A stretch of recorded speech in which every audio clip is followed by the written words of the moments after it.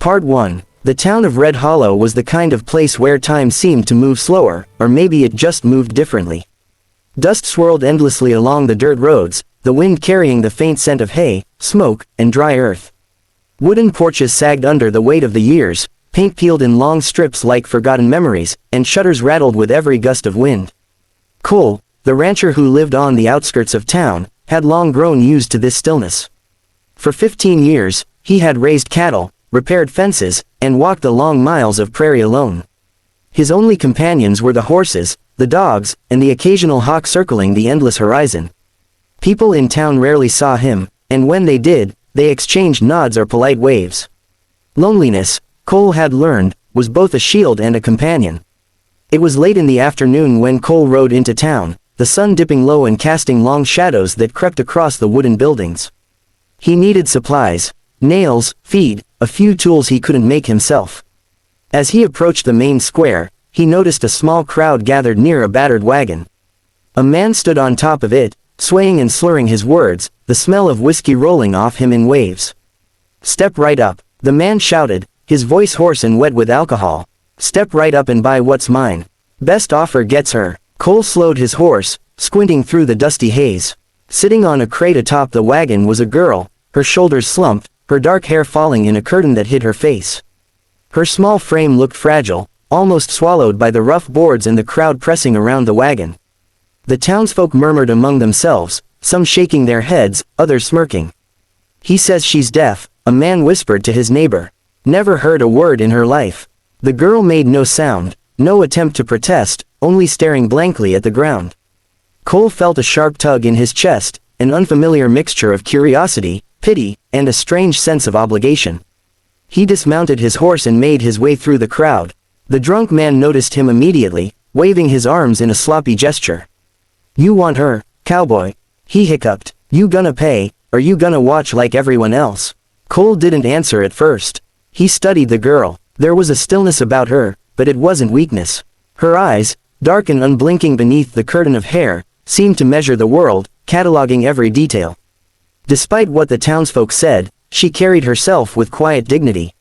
That dignity struck something in Cole, something long buried beneath years of solitude and routine. Without another word, he reached into his pocket and pulled out a few crumpled bills, more than he would have liked to spend on anything else. "For her," he said simply. The drunk man squinted at him, then laughed, a harsh, unsteady sound. "You sure? She don't talk, she don't hear, she don't, nothing. You want her, cowboy? She's yours for $2. Cole handed over the money. The man grunted, then waved a dismissive hand, as if the transaction were of no consequence. "Take her," he slurred, "and good luck." The townsfolk stared as Cole helped the girl down from the crate. She didn't speak, didn't react beyond a small, almost imperceptible nod. He lifted her gently onto the back of his horse behind him, and she clutched the reins awkwardly, clearly unused to horseback travel. The ride back to his ranch was quiet, save for the wind and the distant calls of cattle. Cole glanced over his shoulder, curious about the girl he had purchased, and noticed a flicker of something, an alertness, a subtle attentiveness that didn't belong to someone who was truly deaf. Her lips moved slightly, as if forming words she didn't speak. Aloud, her eyes followed every movement, a bird swooping low, the swaying of the tall prairie grass, the creak of the horse's saddle. Cole felt an unfamiliar knot in his chest. He had bought her thinking he was rescuing someone helpless, yet something in her presence told him that the assumptions of the world had been wrong. He didn't know what she understood, what she could perceive, but already, he sensed that life with her would not be as quiet as his solitude had once been. By the time they reached the ranch, the sun had dipped below the horizon, painting the sky in bruised purples and golds. The wind had cooled, rustling through the fence posts and barn walls. Cole led the horse down the long path to the barn, the girl's small hands gripping the saddle tightly. He felt an unexpected protectiveness rising in him.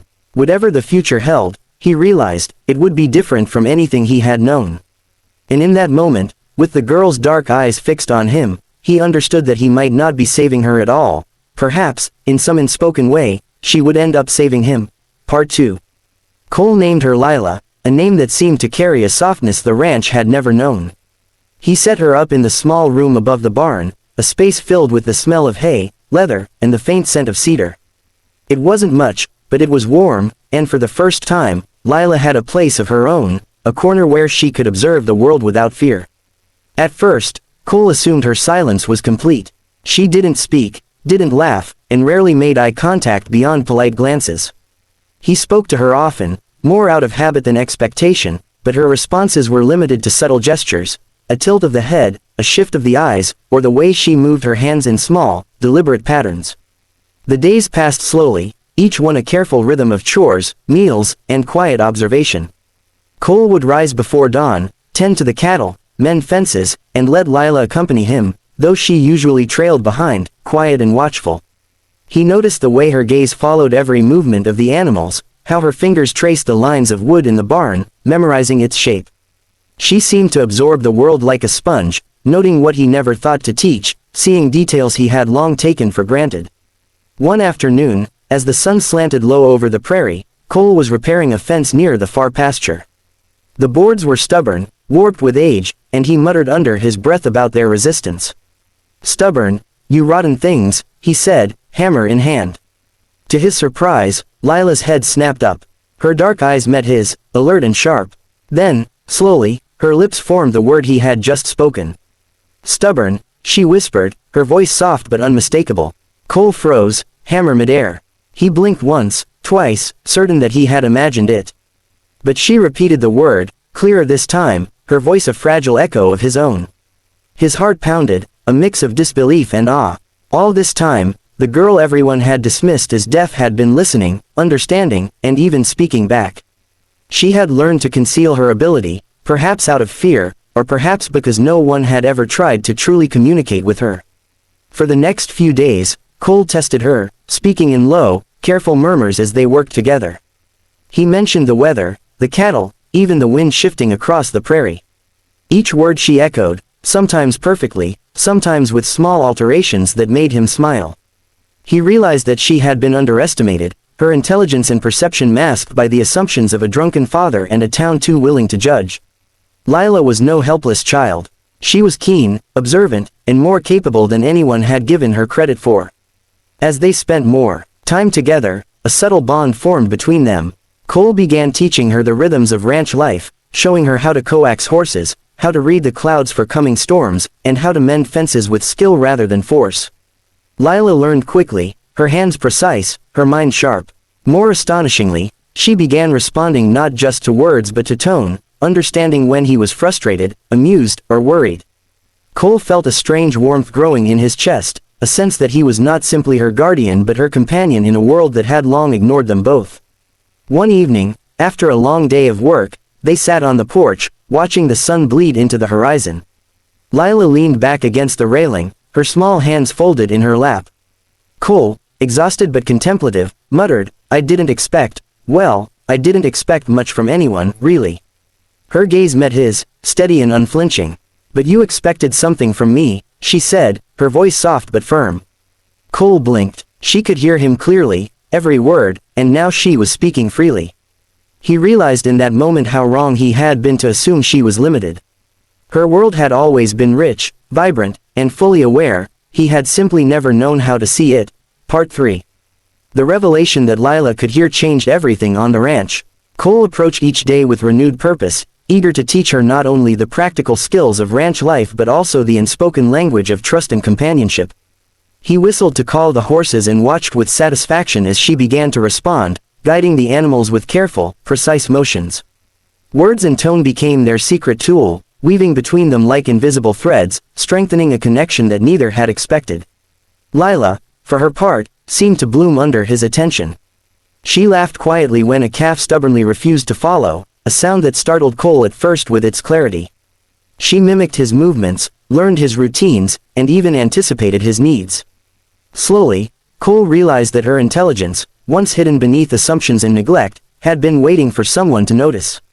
He had thought he was giving her safety and shelter, but in truth, Lila was offering him something far more profound: understanding, companionship, and a sense of purpose he had believed lost to him forever. Their evenings were filled with quiet routines that became small rituals of intimacy. Cole taught her to read the sky for storms, to distinguish the calls of different birds, and to understand the subtle shifts in the wind that could tell him the mood of the prairie. Lila, in return, shared her observations, pointing out details he had overlooked: an unusual track in the dirt, a sudden rustling in the barn rafters, the way the moonlight touched the fences in patterns he had never noticed. The ranch, once a place of isolation, began to feel alive with their shared presence. One night, after a long day of work, they sat together on the porch, the stars spilling across the dark velvet sky. Cole watched her face, illuminated by the soft glow of the lantern, and finally asked the question that had been pressing on his mind for weeks. Why didn't you ever speak before? Why didn't you correct them? His voice was gentle, carrying the weight of genuine curiosity and a hint of sorrow. Lila turned her gaze to him, her dark eyes steady and calm. She let out a soft sigh, almost like a whisper of wind. Because no one ever listened, she said. The words hit him with a surprising force, and for a moment, the only sound was the gentle rustling of the prairie grass in the night breeze. They didn't want to hear me. My father, he didn't care. And the others, they just assumed. Cole felt a sharp pang in his chest. He had thought of himself as the one saving her, yet the truth was that they were saving each other. Her words, though simple, carried the weight of years of neglect and silence. He reached out instinctively, letting his hand rest lightly on hers. The gesture, small and tentative, spoke volumes. For the first time in a long time, they shared a moment untainted by fear or expectation, a connection forged in mutual recognition of their loneliness. The days that followed were different. Cole spoke to her more openly, not just in commands or lessons, but in confessions of his own past, his regrets, and his hidden hopes. Lila listened, her responses measured but insightful, showing a wisdom beyond her years. Together, they laughed at small frustrations, the stubborn calf, the leaking roof, the temperamental horses. They shared the quiet comfort of routine, each discovering in the other a sense of belonging neither had ever experienced. Over time, the ranch transformed into a place of life and laughter. Lila's presence brought warmth to the cold mornings, companionship to the lonely nights, and a sense of vibrancy that had been missing for decades. Cole began to realize that he had underestimated not just her abilities, but the resilience of her spirit. She had survived neglect, ignorance, and the cruelty of assumption, and yet she had emerged whole, perceptive, and remarkably strong. One evening, as the sun dipped behind the distant hills and the sky flamed with shades of orange and purple, Cole looked at her with a mix of admiration and quiet awe. "You've changed this place," he said softly, almost to himself. Lila smiled, her eyes reflecting the fading light. "No," she replied, "we changed it together." In that moment, Cole understood the truth he had been avoiding. Their lives had intertwined not out of pity or obligation, but because they had found in each other a rare and profound understanding. He had thought he was rescuing her from a life of silence and neglect, but it was she who had rescued him from the solitude he had long accepted as permanent. As night settled over the ranch, the prairie alive with the soft sounds of animals and wind, Cole felt a quiet certainty. Life, he realized, had a way of surprising even the most cautious heart. The girl he had bought, who the world had dismissed, had become his equal in resilience, intelligence, and spirit. Together, they faced the horizon, no longer alone, but connected by the knowledge that sometimes, the people we think need saving are the very ones who save us in return. And for the first time in years, Cole felt at peace. This expanded part 3 completes the story with emotional depth, a sense of closure, and the transformation of both characters. If you like, I can now create hyper-realistic image prompts for all 3 parts, perfect for YouTube thumbnails or social media posts. This could visually capture the story's mood and characters. Do you want me to do that next?